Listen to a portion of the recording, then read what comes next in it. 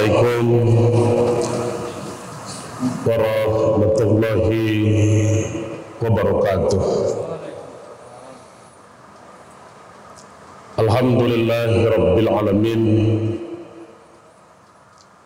Wassalatu wassalamu ala asrafil anbiya'i wal mursalin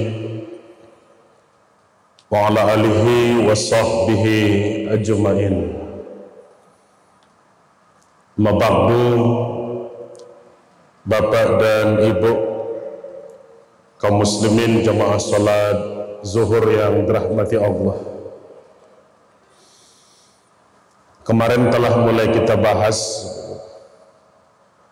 syarat untuk menjadi hamba Allah.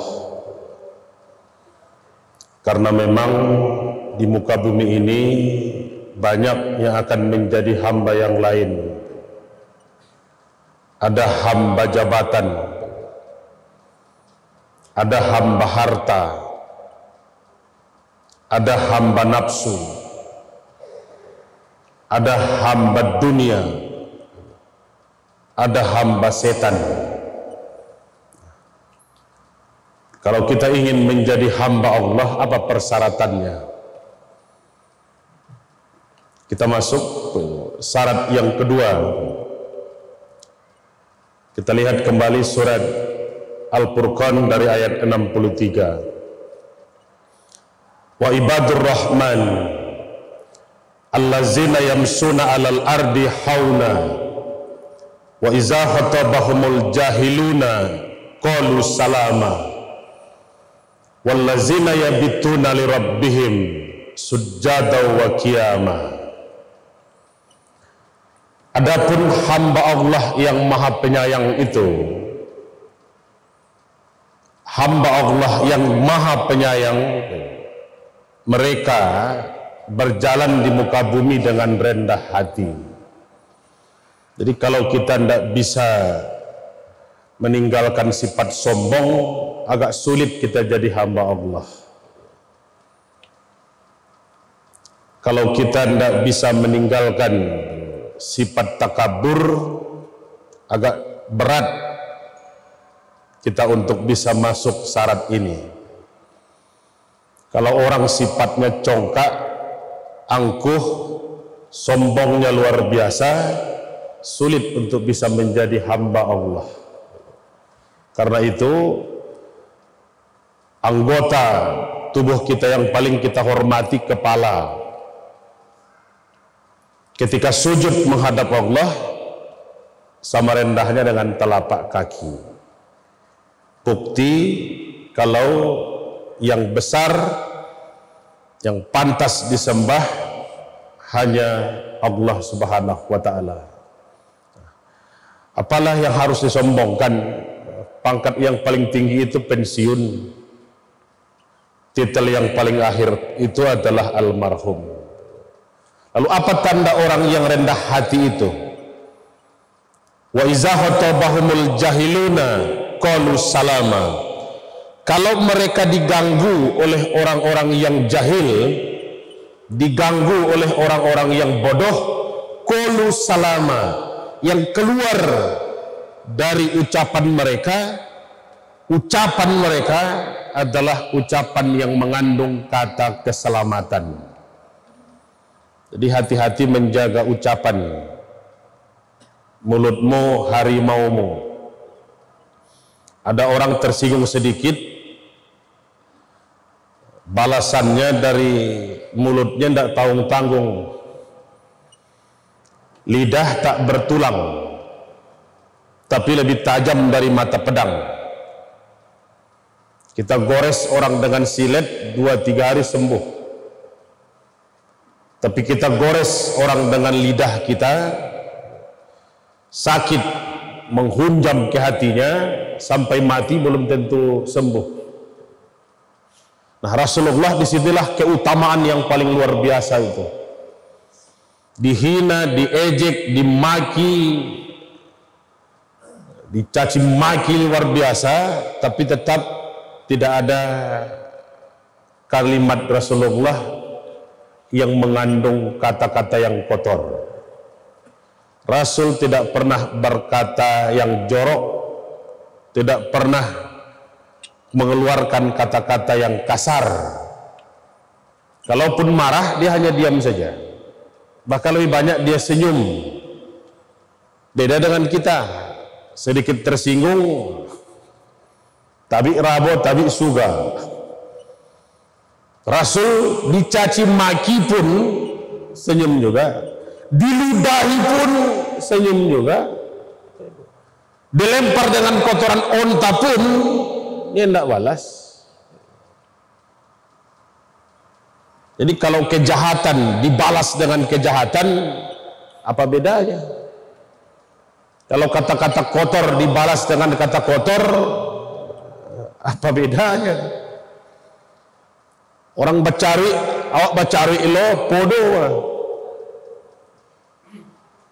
Wa iza khatabahumul jahiluna qalu salama. Kalau kamu termasuk orang yang rendah hati, buktikan ketika kamu diganggu, ketika kamu dicaci, ketika kamu dimaki, ucapan yang keluar dari mulutmu, ucapan yang masih mengundang kata keselamatan. Makanya Rasulullah suatu hari pernah jalan dengan Aisyah itu, ketemu sama orang kafir. Orang kafir memberi salam, suaranya lain. Assammu alaika ya Muhammad, mati kau Muhammad. Samun kan artinya racun itu. Mendengar suaminya dicaci maki, Aisyah tidak sabar, langsung menyembur kata-katanya. Dia balas lebih tajam lagi. Alaika sammu wa laknatullahi wa azabuh. Kamu yang mampus, dilaknat, diazab oleh Allah. 3 sekaligus. Apa jawab Rasul? Ahmar, Ahmar ya Humairah, sabar, tenang, tenang kamu wahai yang kemerah-merahan. Tapi udah dicaci makinya dah, biar. Udah dihinanya dah, biar. Kalau engkau akan menjawab juga Aisyah, cukup satu kata saja. Assammu alaika ya Muhammad wa alaika. Mati kau Muhammad, kamu juga ikut. Selesai sudah kan? Bapak Ibu, inilah yang berat di zaman kita sekarang, mengendalikan ucapan. Makanya sehebat apapun pangkat jabatan seseorang, kalau tata bicaranya menyakitkan, mengandung kata-kata kasar dan kata-kata kotor, nilainya masih akan rendah. Setinggi apapun sekolah dan ilmu pengetahuan seseorang, kalau kata dan cara bicaranya tidak mencerminkan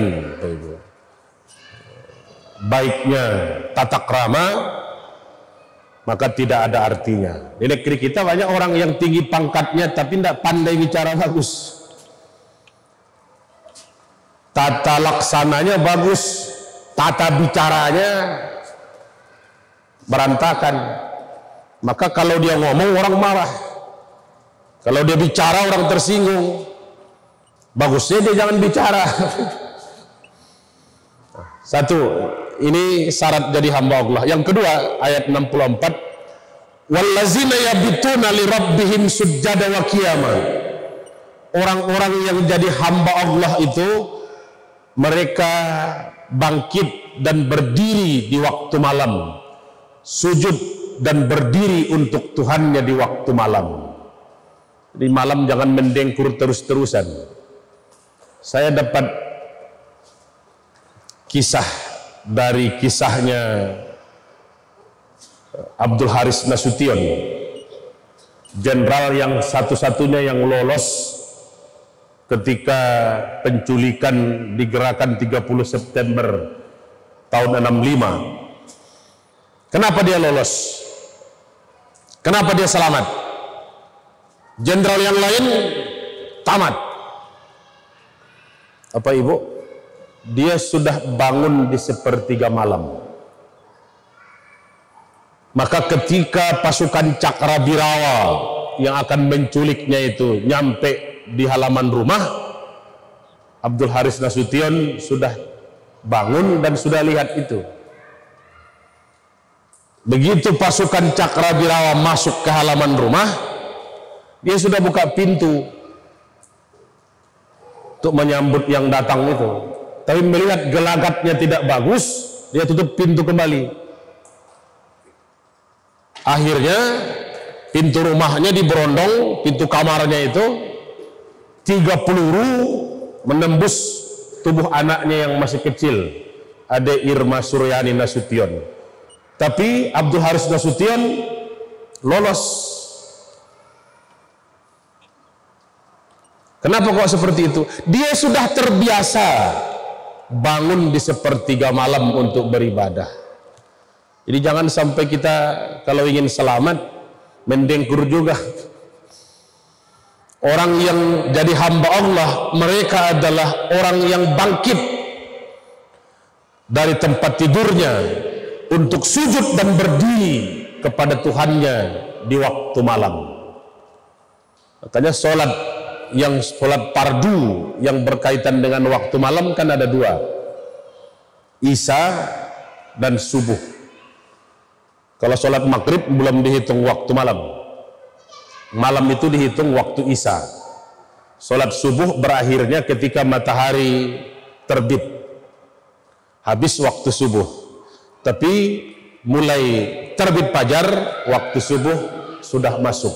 Kita kalau ingin jadi hamba Allah, usahakan untuk bangkit di sepertiga malam untuk beribadah. Kalau ingin jadi hamba Allah, bukan untuk jadi hamba yang lain. Apa yang ketiga, insya Allah kita ungkap di minggu yang akan datang. Assalamualaikum warahmatullahi wabarakatuh.